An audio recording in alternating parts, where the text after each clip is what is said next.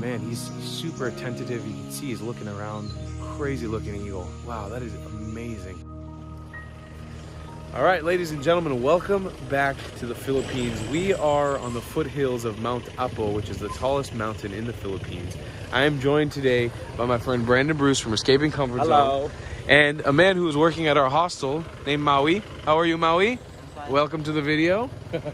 He's hanging out with us today. We basically rented a cab to drive us around to a lot of the wildlife sites near Davao today. We're very excited for this. Right now we're about to head into a conservation project called the Philippines Eagle Center. And I'm going to be explaining to you guys with some disclaimers the situation that's going on here, but we're about to go see the largest eagle on planet Earth. It exists right here, and this is a good conservation effort that's trying to save this species. So I'm really excited to head into it. But before we do anything else, let's roll the intro.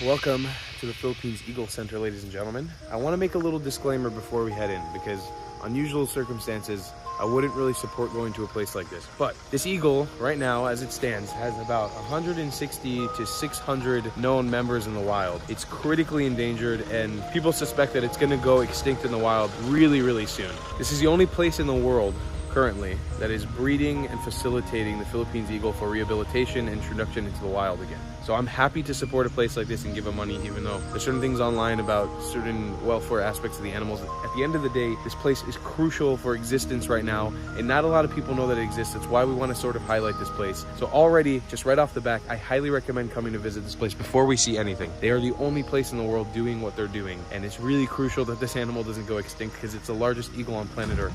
It would be such a shame to lose it.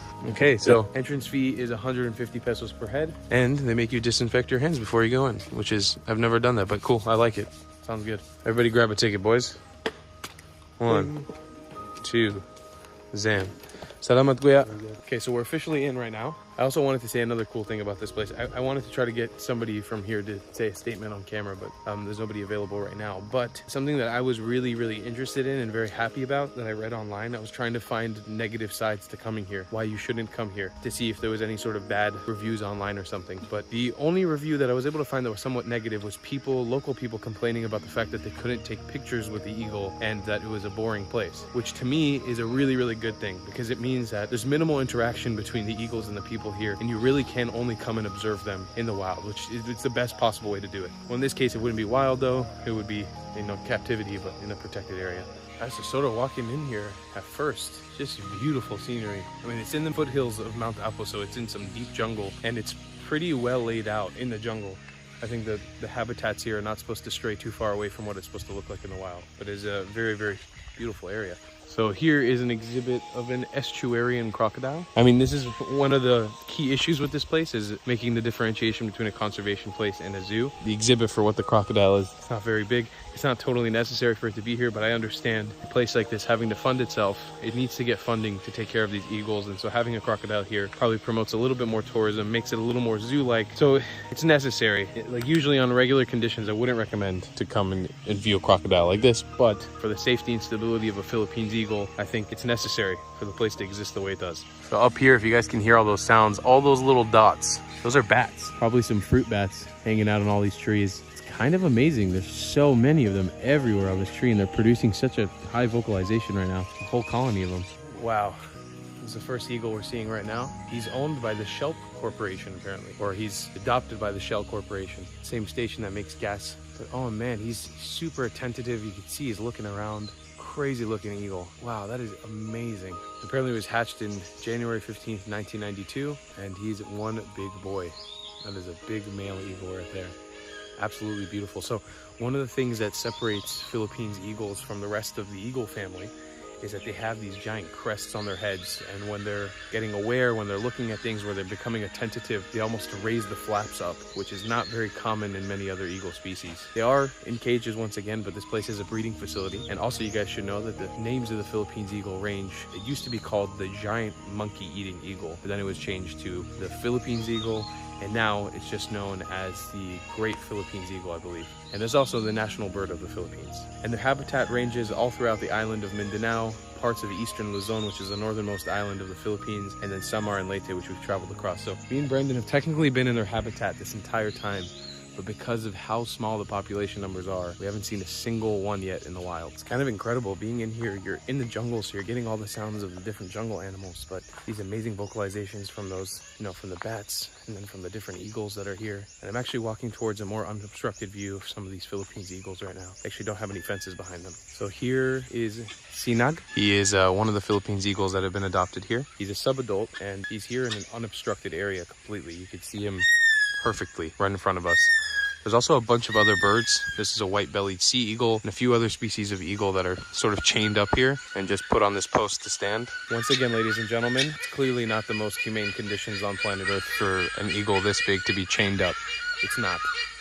But for the sake of conservation and for hopefully breeding this animal, continuing species into the future, it's necessary for it to be here. So I'm happy as long as they're in existence at this point, because with such small population numbers, 160 to 600 in the wild, it's going to be a hard recovery for this animal. This guy also has been adopted by the Philippines Airlines and was hatched in 2015, so he's still relatively young. Alrighty, so we are done here at the Philippines Eagle Center. I guess the one note that I have to say about this is that the biggest issue causing their destruction right now as a species is habitat loss, not so much that people are hunting them, even though it does happen, but you get 12 years in prison, I think, or 13 years in prison if you get caught killing one. So keep in mind, it's more about the habitat destruction than anything else.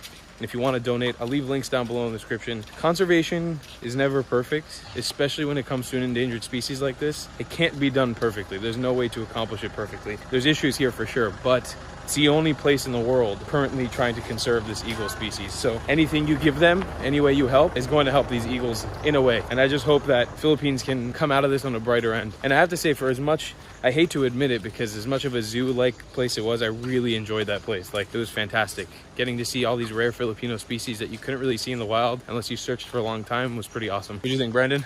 Yeah, it was really cool. I wasn't expecting to see that many eagles there. And I love how some of the eagles are out in the open too. Just get real up close and personal. All right, we're gonna jump off to our next location. We're driving back down from Mount Apo, where we are now, down to Davao. I'll also mention this as a tip: come here early if you want to avoid tourists, because pretty much the first hour we were there were like 2 other people besides us. So if you come when it opens around 8 a.m., you'll be able to have a pretty much unobstructed tourist-free view. Now the day's getting a little later, more people are arriving. It's a longer drive out of Davao to get here, but it's only about an hour. So as long as you wake up early, you can make it here. You pretty much have the place to yourself. Alrighty, ladies and gentlemen, welcome down to Davao Crocodile Park. This is probably the most famous attraction in the entire city. It's pretty much the #1 thing that people recommend you do when you come here. I am not personally a huge fan of zoos, so I can't almost even recommend coming here, but I want to explain the justification for coming here and why I'm showing this off. For one, I'm making a travel guide about Davao City, so I felt it necessary to at least come and cover the place and film it. But the origins of this place stem in the early 90s, I believe. It started as a crocodile farm. And as you can see, there's actually some saltwater crocodiles right here. I believe they do have some of the rare Philippine crocodiles, but the whole point of this place was to show a sustainable way to farm crocodiles for their leather products that you can get out of them. Whether or not that's still the case nowadays is up for you to decide. It's probably not, because they have tons of other animals here. You actually see a giant crocodile moving right here. This place is also home to the largest crocodile in existence in the Philippines. It was also home to another one of the biggest crocodiles that ever existed, but that one has passed away since then. And besides that, what it stands for nowadays is sort of basically a zoo tourist attraction, but also a place to conserve the saltwater crocodiles and the Philippine crocodiles in the Philippines. One of the biggest reasons as to why I wanted to come here is to actually get a view of a crocodile in the Philippines, because unfortunately, you really can't find them in the wild. It's really, really, really difficult to find. And I don't justify it by coming to a zoo, but I think if you want to somehow get a glimpse of one, because it'll be almost impossible for you to see one in the wild, coming here might be a good idea. So here we have some of the Philippines crocodiles and saltwater crocodiles laying out in this exhibit. So as I was mentioning earlier, the largest crocodile in the Philippines lives right here. This is Pangil. This is his pen, and you can see by the sort of entranceway. They really hype it up, but I'm not sure where he is in here. He might be under the water, but I can't see him right now. There was a different crocodile before him. I think his name was Lugoy or Luloy or something like that. He was the biggest, but he passed away in recent years. So this guy's taking his place as the biggest crocodile. Okay, you can actually just see him through the water right there. He is a monster. You can see his tail right there, stretching out to his head right over here. He's about yay big. So this is a little replica of Lolong, the biggest crocodile that I was telling you guys about in the Philippines. It used to be housed in the zoo. 2013 he died, but it was actually the largest crocodile in the whole world, which is not something I knew till right now. It's pretty interesting. Hopefully he'll come out of the water a little later and I'll be able to show you guys him. He looks like a massive crocodile. Alrighty friends, so pretty much that's where the video is gonna end for the crocodile park. It's not in my best interest to show you guys the rest of the zoo because I really can't support other animals being in here, especially since they have tigers and orangutans and all kinds of stuff that really shouldn't be in zoos. I'm not a big supporter of those types of animals in zoos. So I guess we'll just move on to the next location. All right, I take back everything I've said thus far. I cannot recommend this place. I didn't realize they had lions in here too. There's gonna be a big old X from Tal. You know, if you wanna see crocodiles, there's a place, but I can't recommend coming here. Not at all. Not after seeing the orangutans and not after seeing the lions. Sorry if this is your favorite place in Davao, but I personally can't recommend it. Might be in business.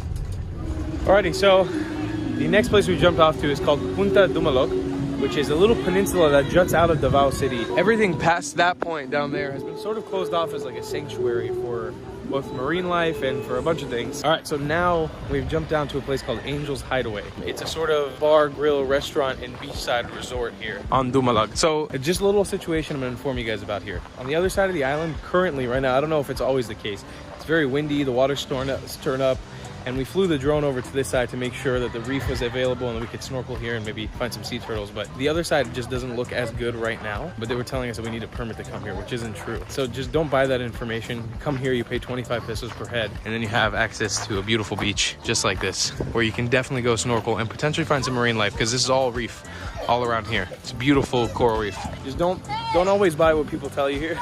You can push and be a little more persistent, and then you can come here. All right, it is beach time. Let's jump on in the water. Uh-oh.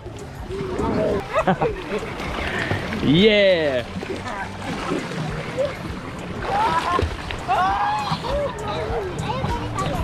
You got so many friendly kids in the water. Hello. ¿Cómo está?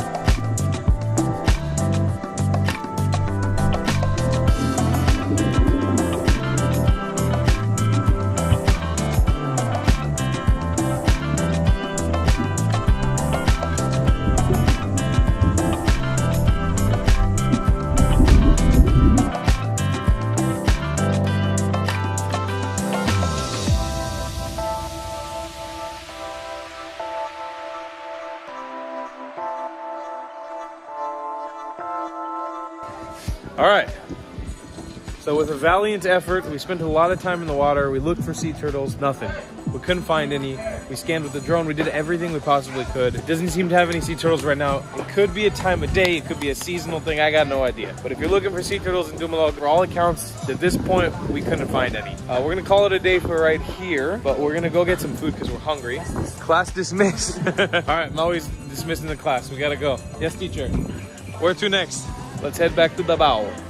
And that's all from Punta Dumalag here in Davao City.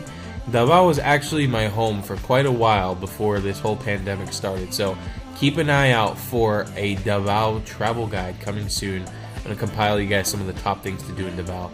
I hope you guys enjoyed this video. Please check out my Airbnb link down below in the description to book yourself an Airbnb.